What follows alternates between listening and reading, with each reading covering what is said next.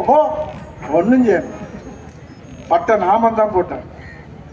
தமிழக ஜீவாதார உரிமைகளுக்காக களத்தில் நின்று போராடினாரோ, எத்தனை பட்டினி போராட்டம் நடத்தினார் நம்ம முதல்வர் விஜய் அவர்கள். எதுக்கு போராட்டம் நடத்தணும்? நாங்க தான் இன்னைக்கு கையில டிஜிட்டல் டீம் வச்சிருக்கோம்ல, அது என்ன கருமாந்தமோ நமக்கு தெரியல. பெய்டு இன்ஃப்ளூயன்சர் அப்படின்னு சொல்றாங்க. சமூக வலைதளங்கள்ல சோசியல் மீடியால paid influencer, content creator, Insta reels, இதெல்லாம் எங்க ஆட்டாக்கு எங்க தெரிய போகுதுன்னு நாங்க நினைச்சுக்கிட்டு இருக்கோம். ஆனா அது காலையில உட்காந்து தள்ளி தள்ளி பார்த்துக்கிட்டு இன்ஸ்டால.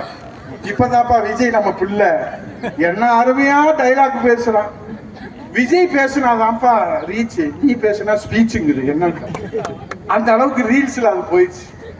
அதை தெரிஞ்சுக்கிட்ட விஜய் அவர்கள் இன்றைக்கு ஏமாற்றுவதிலே, மக்களை மூளை செலவை செய்வதிலே, மக்களை மோசடி செய்வதிலே, தேர்தல் வாக்குறுதி கொடுத்து மோசடி செய்திருக்கிறார் விஜய் என்பதை இந்த கண்டன ஆர்ப்பாட்டத்திலிருந்து பகிரங்கமாக குற்றம் சாட்டுகிறேன் இந்த சாமானிய தொண்டன் உதயகுமார்.